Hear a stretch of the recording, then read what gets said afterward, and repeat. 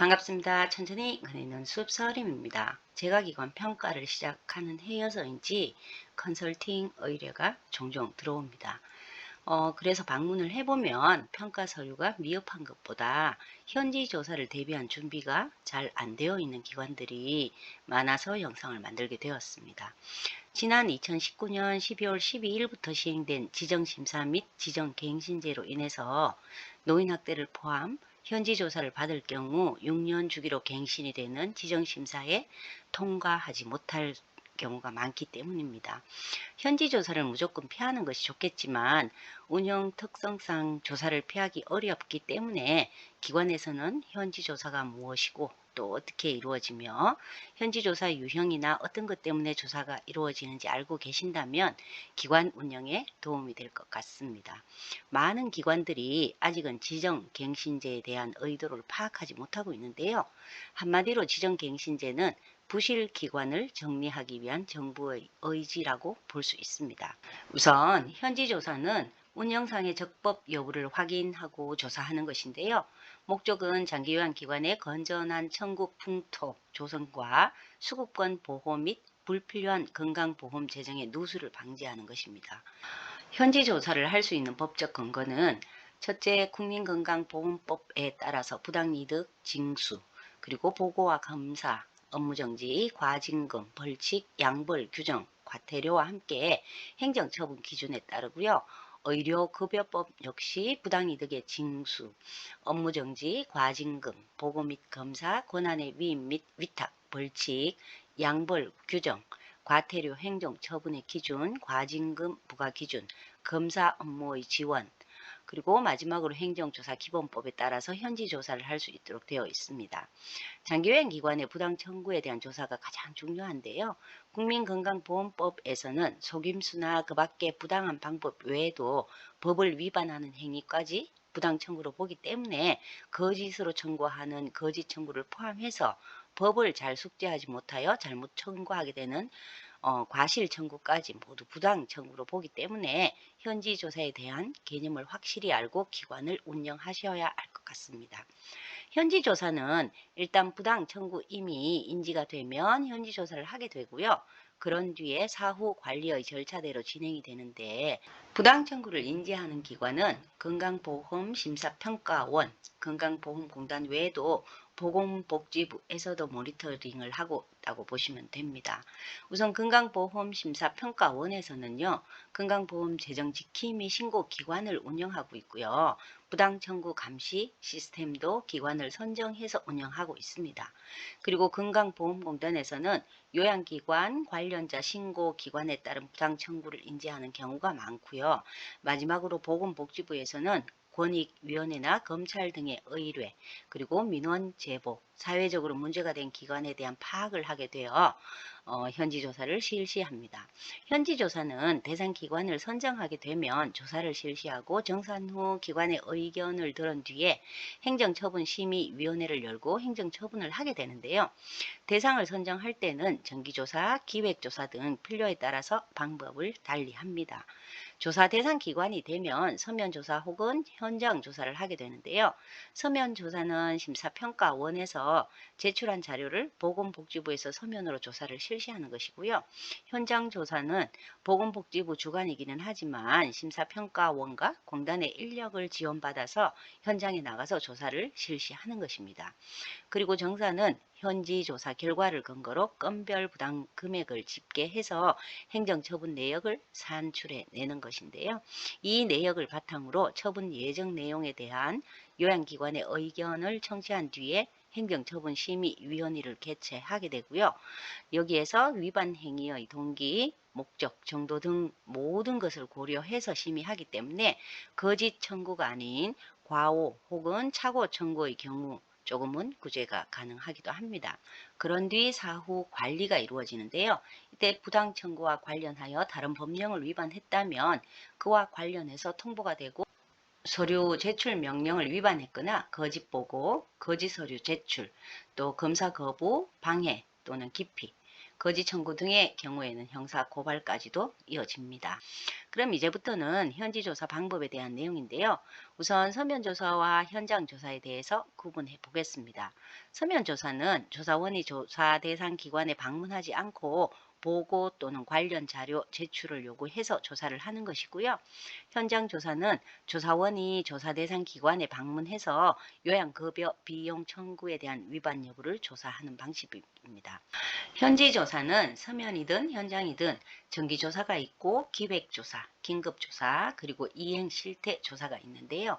우선 정기조사는 외부에서 의뢰한 기관이거나 모니터링을 통한 점검 시에 부당 청구 개연성이 높다고 판단되는 요양기관에 대해서 실시하는 조사로, 외부 기관 의뢰는 주로 공단이나 건강보험심사평가원의 사후 관리, 민원 제보 및 타 행정기관의 수사 등의 과정에서 부당 청구가 확인 또는 인지가 되면 보험급여 전반에 대한 행정조사를 실시하게 되고요.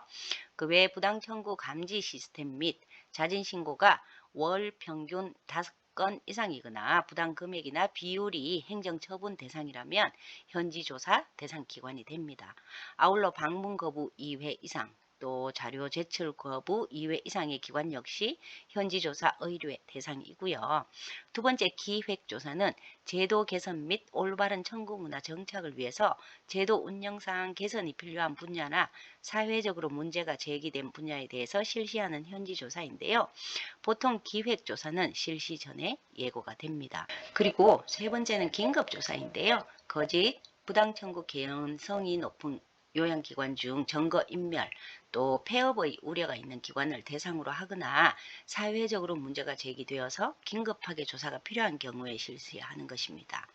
마지막으로 이행실태조사는 업무정지 기관 중에 해당 처분을 편법적으로 회피할 우려가 높은 기관 또는 행정처분의 불이행이 의심되는 기관에 대해서 처분이 잘 지켜지는지 확인하기 위한 조사인데요.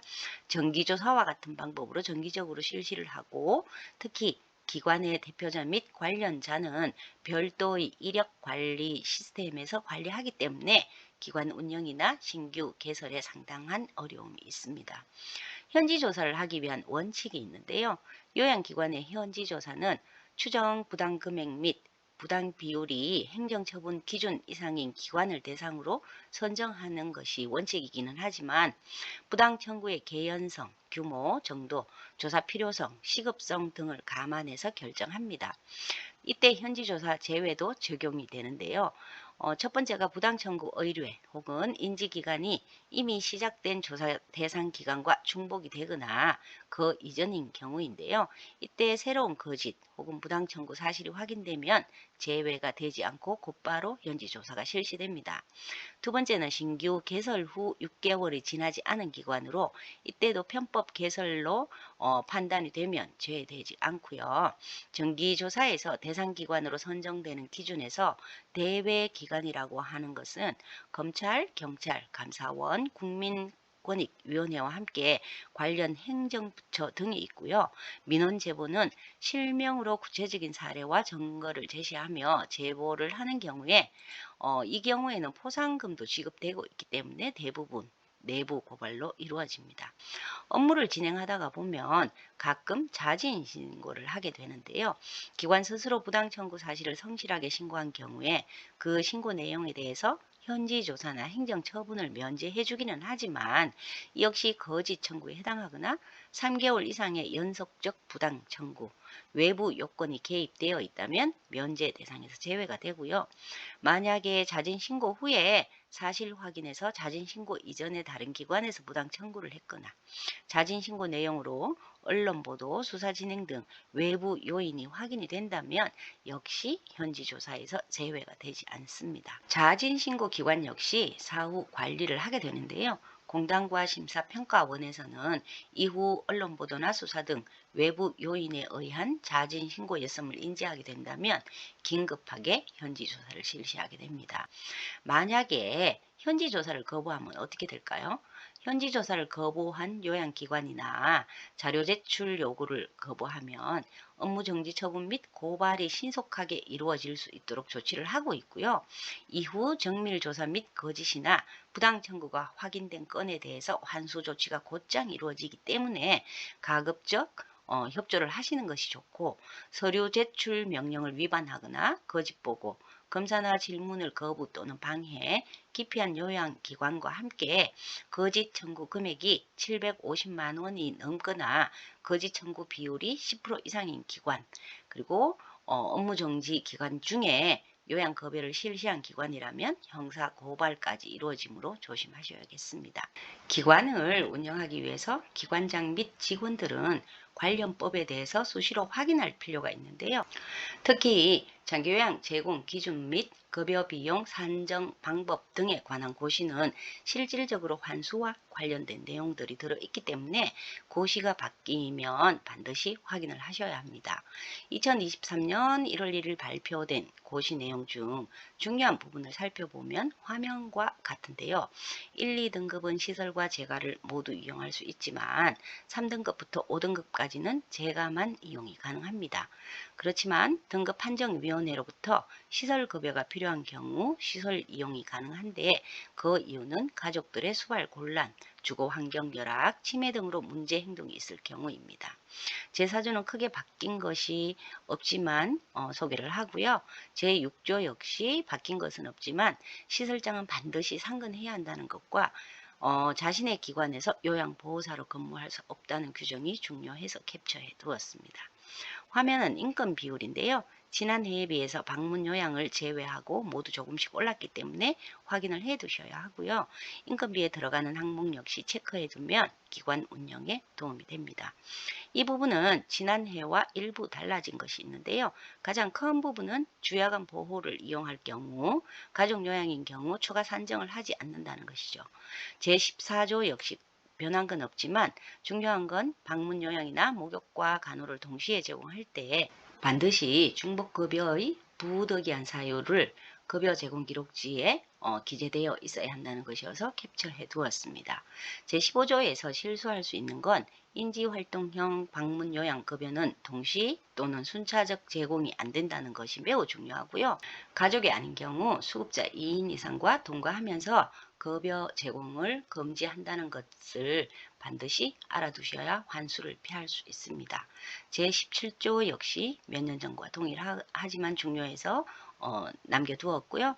화면의 내용은 방문 요양기관에서 잘 시행하지 않는 부분이 있다고 생각되어서 소개를 해드립니다. 컨설팅을 나가 서류를 확인하면 인지활동형의 경우 모니터링이 없는 경우가 많습니다. 기관에서는 인지활동을 제공할 경우에 반드시 매달 급여 계획서를 사회복지사가 작성하시고 그 계획서에 따라서 요양보호사가 활동을 잘 하는지 모니터링을 해서 기록으로 남겨두시고요. 모니터링의 결과를 바탕으로 다음 달 급여 제공 계획서를 작성해 두시기 바랍니다.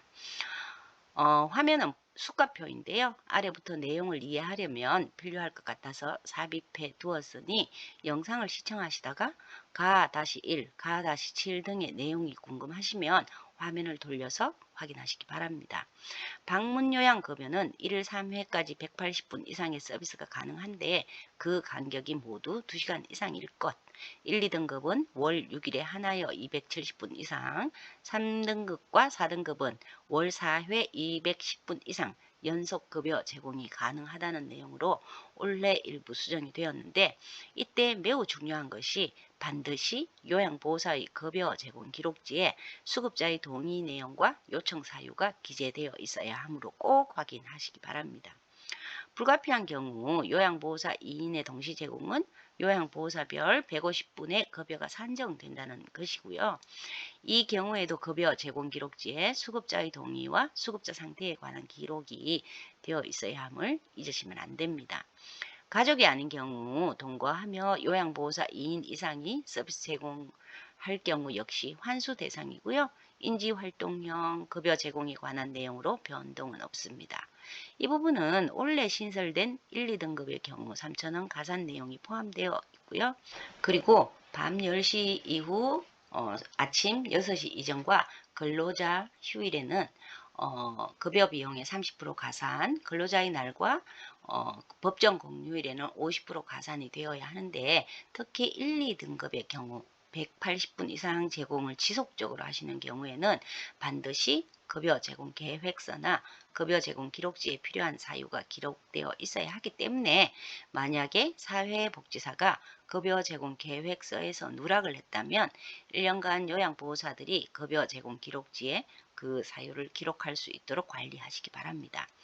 90분 가족요양에 대한 설명인데요. 치매가 있거나 2년 이내 치매 진료 내역이 있는 경우에는 90분 가족요양 서비스에 해당하기 때문에 확인을 하셔서 기관에서 잘 챙기시고요. 목욕은 전신 목욕이 기본이기 때문에 욕조 유무를 꼭 확인하셔야 되고요. 변실금이나 요실금 등 피부 관리가 필요할 경우에 주 2회 이상의 목욕 서비스가 가능하다는 이야기가 있는데 그 불가피한 사유 역시 급여 제공 기록지에 기재되어 있어야 하기 때문에 꼭 확인하시기 바랍니다. 주야간 보호센터의 경우 천재지변이 있는 경우 24시간 이상 보호가 가능하다는 내용인데요. 태풍이나 폭설 등을 잘 활용하실 수가 있겠고요. 역시 주야간보호센터의 경우입니다. 치매 가족 휴가제 역시 일부 변동이 있어서 연간 9일 이내 월 한도액과 관계없이 단기 보호나 방문 요양 급여를 이용할 수 있다는 내용이고요. 방문 요양의 가산에 대한 내용은 기존과 동일하지만 사회복지사의 퇴근 시간 이후 그리고 오전 6시 이전에만 급여를 제공하는 경우에는 방문 상담을 어떻게 하는지 대한 내용이 들어 있습니다. 마지막으로 전문 배상 책임 보험의 경우 가족요양만 제공하는 경우에는 가입하지 않아도 된다는 내용이 있네요.